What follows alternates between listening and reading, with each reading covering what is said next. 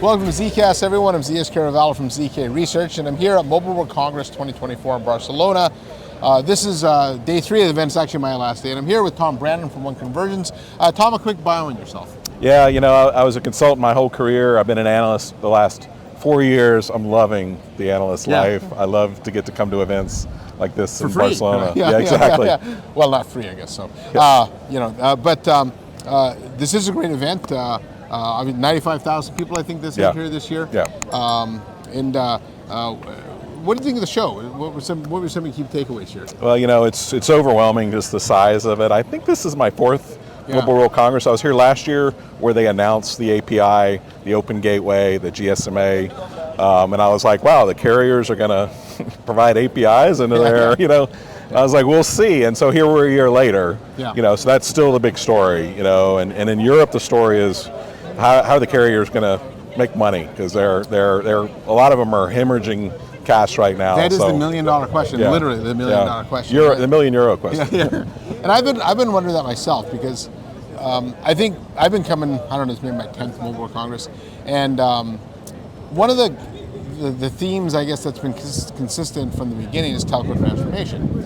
And every year I hear we need, from the equipment vendors, we need to help our service provider customers find a way to deliver new revenue generating services. And it seems like what happens is they commit to a bunch of spend, they spend the money, they go from 3G to 4G, 4G to 5G, and their ARPU goes down. Right? And so what are some of those mythical revenue generating services, right? So, well, you know, and or are we talking about unicorns that maybe don't exist? Well, I think we are, and I think the challenge is the carriers just they've not been good at that, and they've lost ground. You know, they kind of lost the battle with Apple over all the content. If you think about how much money Apple makes at the App Store and through streaming music and streaming video. Phones, right? Exactly, but that was a business that the carriers had, and they let it go when the iPhone came out, and maybe you know, they didn't really have a choice with Apple, and you know, kind of wasn't necessarily something they wanted to give up.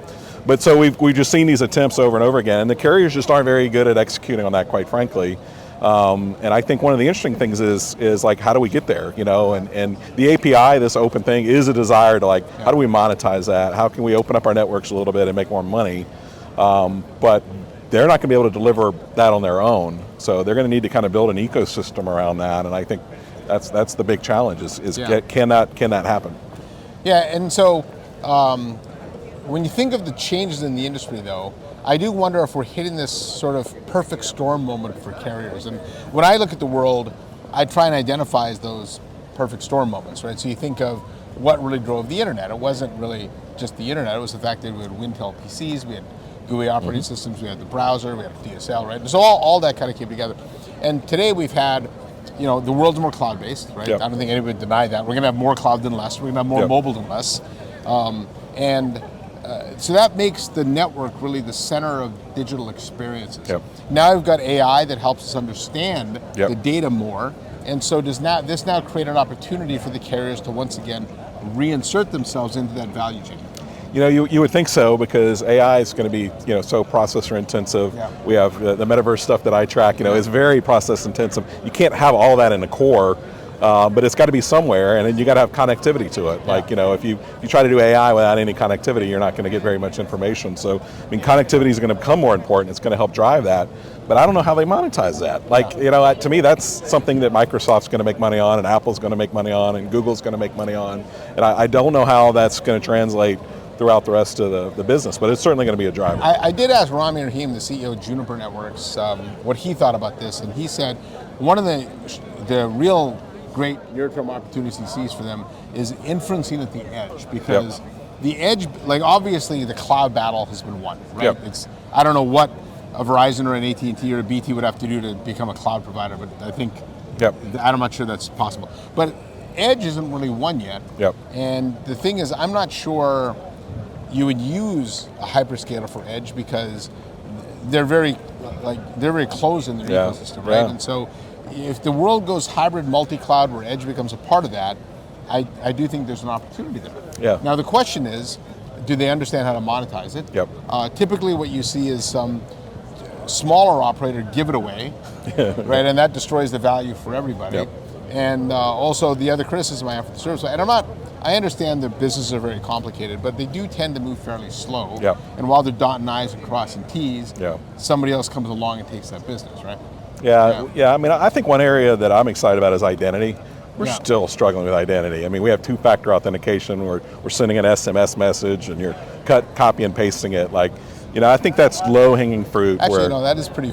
When you think about that process, it's Yeah. amazing we don't have something better than that. Well, and I think with this open gateway, Yeah. now we got the ability where we can go into the carrier networks and get their location information, what country they in, are Yeah. they really this, is it really this device, and stuff that you really can't spoof, or very, very hard to spoof, so I think that's an area they could monetize. Like, there's a lot of value in identity and like real identity and real authentication. So I think if they could start to identify some of these areas, because they have a lot of knowledge, they have a lot about you and your device, and where you are and what you're doing. I think, that's an area where, again, I think we could see, that to me is the test case. Can they pull off this open gateway?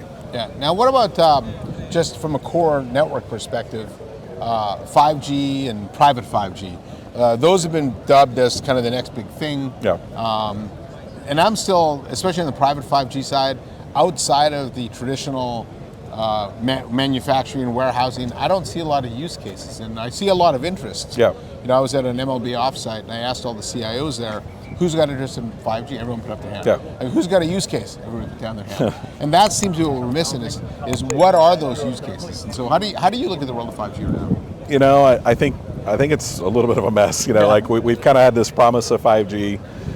We had a lot of promises, right? Well, but it wasn't just about bandwidth. It's about being able to do the low battery IoT devices, and there's a whole lot that gets wrapped into 5G that we're just seeing the beginnings of some of it. So there was obviously a lot of overpromise, and we got a bump in speeds. But so what? Coverage didn't get better. In fact, they got worse in some cases. And then private 5G, the use cases just, it's one of those things that the carriers promote a lot, because they can integrate with it and they have a story to tell. But, the Wi-Fi story is pretty compelling too, and for a lot of organizations, it just doesn't make sense. In fact, I talked to a private 5G company today, and what they said was, the CEO is very frank about it. He said, if you have carpets, use Wi-Fi. If you have concrete floors, use private 5G. Well, that to me really, I think that's a good way to think about it, right? Well, I was talking to one of my colleagues, and they're doing a lot of virtual reality training, like a lot of people in a very small area. Yeah, it's so bandwidth intensive, and latency is so important. They're having a hard time getting the latency down on Wi-Fi. Yeah, Wi-Fi wouldn't be great for that. Whereas private 5G actually might be the way to do that. So there definitely are use cases, but like widespread. There's no silver bullet. No, there's not. No, I don't think so. The one topic that I thought I'd see more of here, and I'm surprised I didn't, especially considering we are in Barcelona, is sustainability. Yeah. And I don't know if the sustainability initiatives got run over by the AI truck, but I really did expect to see a lot here. In fact, I think one of the interesting aspects of AI is that for the first time in 20 years, companies are actually planning to grow their data center footprint. They're going to be putting on these massive clusters, and it flies in the face of sustainability. And I would argue that you need AI to actually deploy AI, because I don't know if you can continue to tweak it themselves. And so I don't know if you noticed it, but I really didn't see a lot of sustainability. There was a little bit in the opening keynote, and there was kind of that acknowledgement that, because one of the slides, it's just burned into my head, but they said one AI query uses a bottle of water and 2 hours worth of light bulb energy. Yeah. And that's for one. You realize that we've got a big energy problem, regardless of sustainability. Yeah. Like, we got a big energy problem that's going to have to get solved for AI to really expand at the rate we think it is. So that's definitely. I mean, it's one of the GSMA. One of their goals was along those lines. So, but you're right. We heard more about equity and inclusion, and about the gaps that are out there. We've heard a lot of other subjects, and not so much on sustainability. Yeah. So good observation. So last topic I want to talk about, obviously, is AI. Yeah. Right, and it's been dubbed as not just the next big thing, but maybe having a bigger impact on society than the internet did. Right. Yep. And again, in fact, I saw Chuck Robbins, the CEO of Cisco, on his CNBC interview with Davos, and he said, I actually don't think most of my customers are really all that far along. And so I think we're at this phase now where there's so much interest. In fact, I think a lot of companies are holding budget back when they feel like they're going to need them, but they're not really sure what to do with it, right? Yeah. Yeah. Well, I see that too, and I think they're going to need AI. You talked about needing AI to help build AI. Yeah. I think you're going to need AI to help deploy AI and figure out where it needs to go. Yeah. You know, and but that's the opportunity there that I think folks haven't quite realized yet. So, you know, I think we're still in the early stages. It's an interesting question about here, because like, how does AI fit into the stories here? I felt like a lot of the AI here was very gimmicky. You know, there's behind the scenes stuff, but there was also a lot of like, oh, we have this virtual assistant, and I did some AR glasses that had a virtual assistant, and you know, it's you know, there's some stories here they're trying to catch up with AI, but you know, I didn't see like how AI is going to transform the mobile industry. Did anything that really jumped out at you? You know, I saw some demos where the mobile operators could use generative AI as a way of interfacing with customers. But that's more like a contact center use case, which is pretty well understood. Yep. I also did see one from TELUS that was using Gen AI to help manage the network better, where an engineer could ask it, like, what are the 3 nodes that are performing the most poorly, right? Things like that. And now you can already do that today, but typically you need some 6-figure CCIE to do that, right? So if you could do that, actually, that might make operations a little simpler. One of the troubling, I guess it's good and bad, the low-hanging fruit for AI in service providers seems to be as a method to optimize operations, AI ops, and bring costs down. And while I think that's important, again, we come back to, if you're going to lower your costs, you still need to figure out those revenue-generating services, and I don't think that's been figured out how AI helps with that.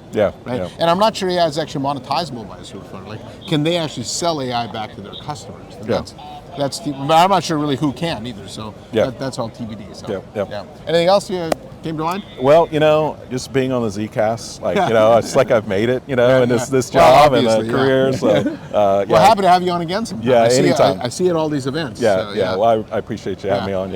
All right. Well, I hope you had a good trip over, and hope you have a good trip back. Likewise. Okay. So on behalf of Tom Brannen, I'm Zias Caravallo from ZK Research, and thanks for watching. Make sure you hit that subscribe button, and I'll see you next time on my next episode of ZKast.